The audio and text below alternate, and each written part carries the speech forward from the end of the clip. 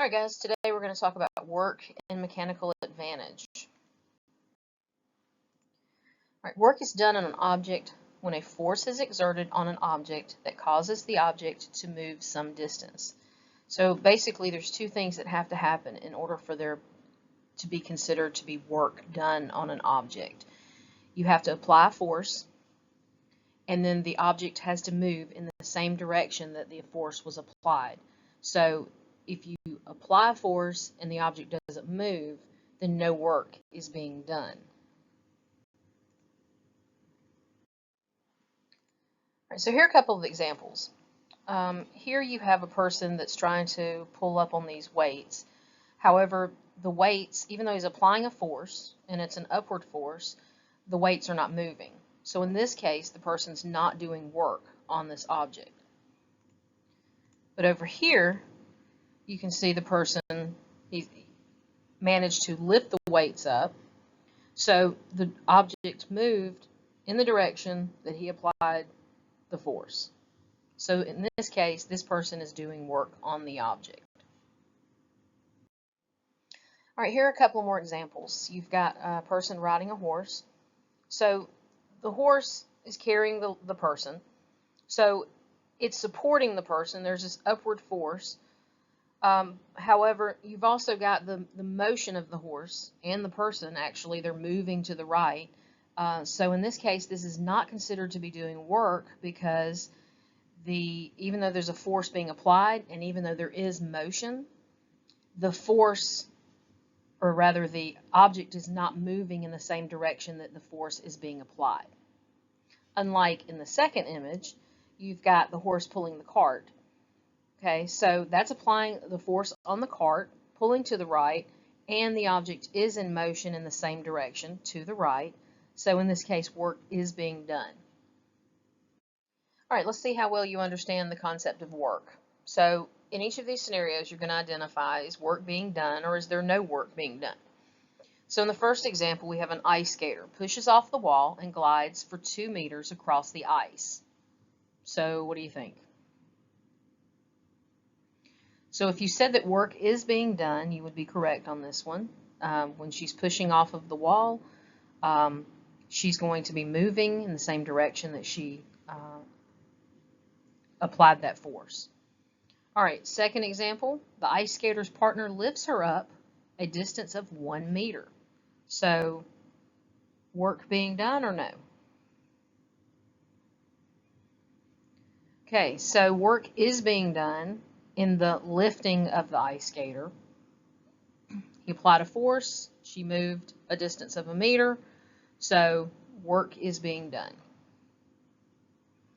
All right, example 3, the ice skater's partner carries her across the ice a distance of 3 meters. So on this one, work is not being done. He's carrying her, although the force of where he's holding her is in one direction. It's an upward force compared to his motion is moving like horizontally, so across the ice. So since the object, or the ice skater in this case, is not moving in the same direction that the force is being applied, then no work is being done. All right, last example. After skating practice, the ice skater lifts her 20-Newton bag up half of a meter. So we had motion in the same direction that the force was applied. So in this case, work would be done on the object. All right, so here is how we calculate work. So your formula for work is equal to force times distance. Something I want you to keep in mind, we have a formula to calculate force as well. Remember, Fermat, force is equal to mass times acceleration. Just want to kind of plant that seed right now, telling you that, or making you aware that sometimes you may need to calculate the force before you can actually calculate work.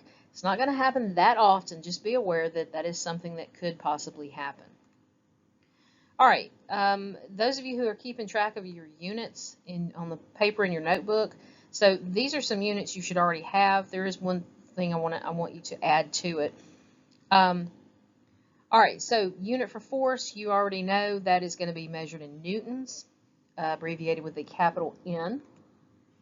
Distance, of course, you should already know this one as well, is going to be measured in meters for the unit, and it is going to be abbreviated with a lowercase m. And then work, the unit for work is a joule. We've already talked about joules before, but this is the first time that we've talked about work. So this one actually you probably do need to add to your paper. That abbreviation for that unit is a capital J. And one thing that this is the part I also wanted you to make sure that you add to that paper, those of you who are doing this. Know that a joule can also break down into a newton times meters. So sometimes when you're looking at problems and you're trying to make sure that all of your units are matching up so that you know that you don't have to convert anything, just keep that in mind. Joules is the same thing as newton times meters, okay? All right, of course we do have a triangle for us to use to find our formula or to help us out with our formula. Since we're multiplying force times distance to find work, then your force and distance will be on the bottom of the triangle, and then of course your work is going to go at the top of the triangle.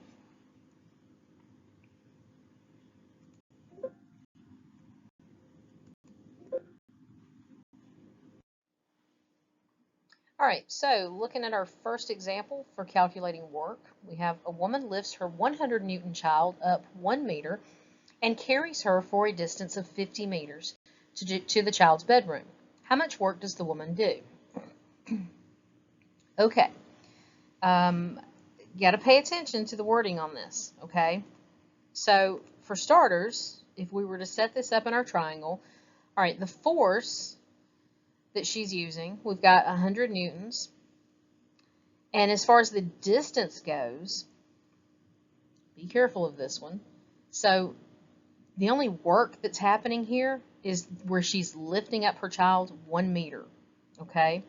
Not the 50 meters, all right? Because be careful, watch this one. Remember that if it's, in order for work to be done, you're applying a force and the object has to move in the same direction you're applying the force. So the only time that the woman is actually doing work in this problem is when she's lifting up her child, okay? Carrying her to her bedroom, that is not work. So your distance down here in the triangle, it's gonna be 1 meter. All we have to do now is multiply. So 100, let me catch back up here, 100 newtons times 1 meter is equal to 100 Newton meters, okay? So again, the 50 meter carry, that is not work, okay? When she's carrying her to the bedroom. So make sure you're paying close attention to the wording on this and ask yourself, you know, where's work actually happening? Okay, for our next calculation, says your problem is you pull your sled through the snow a distance of 500 meters, applying 100,000 joules of work. How much force did you have to apply? So we have in these variables, let's see, we have a distance of 500 meters. They give us the amount of work here, 100,000 joules, so we're calculating the force. So if that's the case, setting this up in your triangle, work goes at the top, the 100,000 joules, divided by your distance of 500 meters, and you should have gotten 200 newtons. All right, looking at our next example. Because the snow suddenly gets too slushy, you decided to carry your 100 Newton sled the rest of the way home. How much work do you do when you pick up the sled half of a meter? We'll come back to the second part of that question in just a moment. So remember, work is equal to force times distance. So the force that we have here, force is 100 newtons. The distance that we picked it up was a half of a meter, or 0.5 meters. So all we have to do, plugging that into our formula, is multiply that force times distance. So 100 newtons times 0.5 meters gives us 50 Newton meters, or you could also say that would be 50 joules. Because remember, Newton meters equal joules. All right, for the second part of this question, it says, how much work do you do to carry the sled if your house is 800 meters away? All right, this is kind of a trick question here. Well, not kind of, it actually is. If we're carrying the sled to our house, we're not doing any work. The only time work was actually being done in this scenario is when we actually were picking up the sled. When we were picking up the sled, we're applying a force. The sled moved in the same direction that we applied the force. Carrying the sled to our house, yeah, we're not doing any work there. So you could have said it was 0 Newton meters or simply 0 joules. Or you could also just say no work is being done. All right, so now we're going to talk about mechanical advantage. Mechanical advantage basically is a way to assess how efficient or how well a machine can do work, whether or not it would be better for you to use that simple machine or to not use the simple machine. So for example, would it be better to dig a hole with your hands, or would it be better off to dig it with a shovel? Well, it's actually going to depend on other variables, but something I want you to keep in mind is if a machine has a mechanical advantage of greater than 1, then it would be beneficial to use a simple machine. Now, anytime your mechanical advantage ends up being less than 1, then you're not better off using a machine.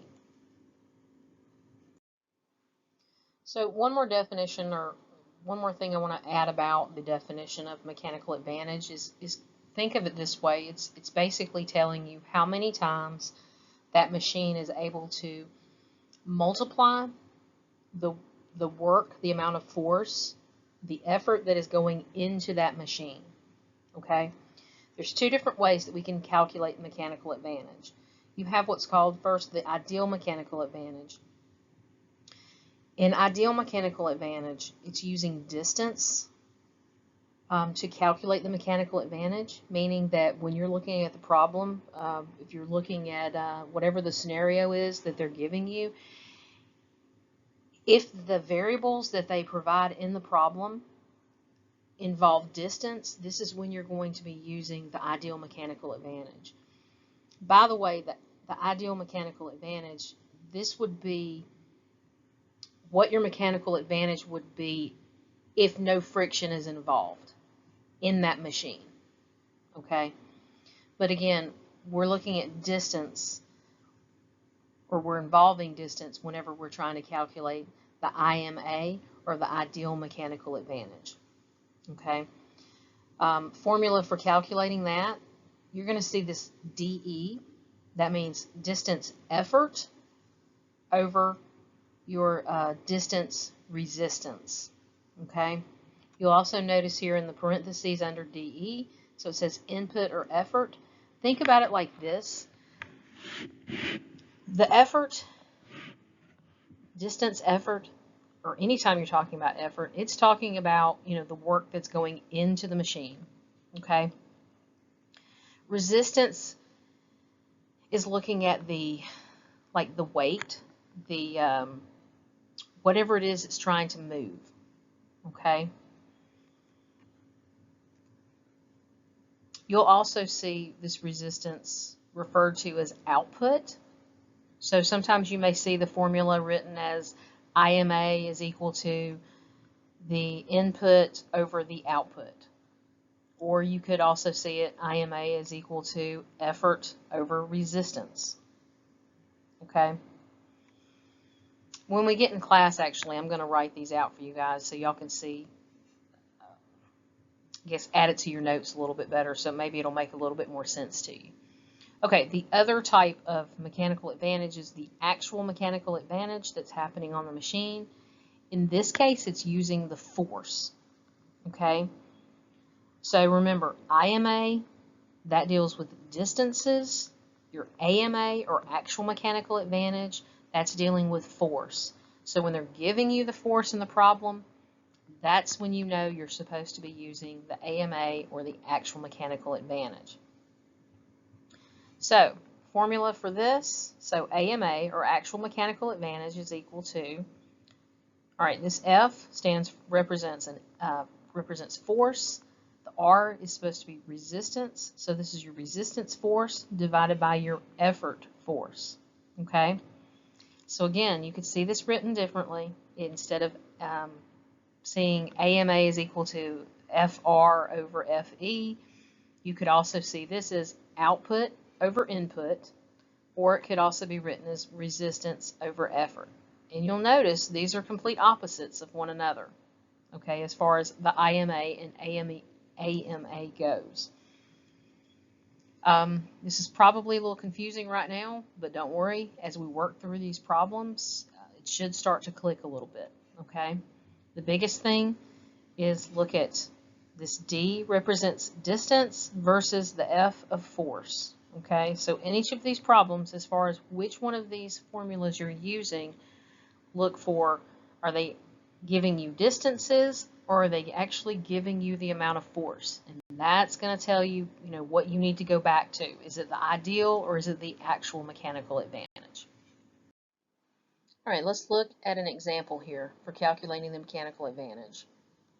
First problem says, machine has an input force, which is your effort, of 200 newtons to produce an output force, or your resistance, of 800 newtons. What is the mechanical advantage of the machine? Now you'll notice here in the problem, they gave us force, okay? That tells us, because we're working with forces, we're going to be using the actual mechanical advantage on this problem. So the formula for actual mechanical advantage, or AMA, is going to be your force resistance divided by the force effort. Our resistance, and they spelled it out for us, nice and neat for us on this problem. They're not always going to do that, but here they told us the resistance, this is the output, the work that's coming out of the machine, had a force of 800 newtons. The effort, the work going into it, or the force going into it, had a force of 200 newtons, so we simply divide 800 newtons by 200 newtons, which gives us an actual mechanical advantage of 4. Now you'll notice that there is no unit associated or listed here for the actual mechanical advantage. That is not a mistake. Mechanical advantage does not use a unit. Okay, it doesn't have one. Again, it's just telling you how many times it's multiplying the work that is going into that machine. Okay? So in other words, if we put in 200 newtons of force, it's going to multiply that amount, that effort that's going in 4 times, which is going to end up giving us an output of 800 newtons. All right, here's our second example for calculating mechanical advantage. A person pushes a shovel into a dirt pile with 200 newtons of force to lift an 80 newton pile of dirt. What is the AMA, or actual mechanical advantage, of the shovel? So they did outright tell us we're using AMA for our formula. If they had not told us that, again, you would just look to what variable are they giving us. The variables that they're using have to do with force, not the distance. So that's why we're using AMA. And our formula is resistance divided by effort. So in this case, the resistance, this is like the weight of what it is we're trying to move. That's going to be your 80 newton pile of dirt. Your effort, so the work that's going into the machine, is going to be 200 newtons. So that's going to be 80 newtons divided by 200 newtons, gives you an AMA, or actual mechanical advantage, of 0.4. Now remember what I said in the very beginning when we first started talking about mechanical advantage, how if you have an AMA that is less than 1, there's really no need to be using the machine. It's not going to help you do more work. Okay, so in this case, it's not really advantageous for us to use a shovel in this particular scenario. All right, looking at our next example, it says a machine is required to produce an output force of 600 newtons. If the machine has a mechanical advantage of 6, what input force must be applied to the machine? So in rearranging, since we're looking for the effort or the input force, what's going into the machine, then our formula, if we were going to plug this into the triangle, it would be your resistance divided by the actual mechanical advantage. Again, we're using actual mechanical advantage because we're dealing with forces here, not distance. So our resistance is 600 newtons. The actual mechanical advantage, they told us, is 6. So 600 newtons divided by 6, that means we would have to have a input force or effort going into the machine of 100 newtons. Okay, for our last example, we're going to take a look at a problem that works with or deals with ideal mechanical advantage, so IMA.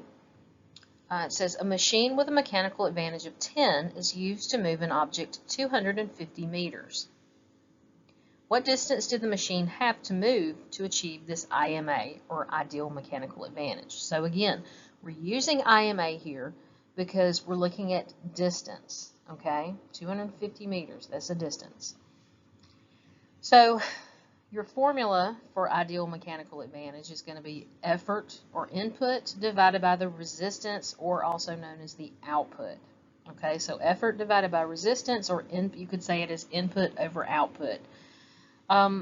Another way you could think of resistance or your output would be, I know you've heard me mention where I talk about like the weight, like what it's moving. You could also think about it in terms of the load. Okay. All right, so if you were plugging this into the triangle to calculate this IMA, remember we're trying to find the effort or the input. So our formula is going to be the ideal mechanical advantage times your resistance or the output. So IMA times resistance or output. Our IMA, or ideal mechanical advantage, is 10, and we multiply that times a resistance of 250 meters, and that gives us an input or an effort distance of 2,500 meters.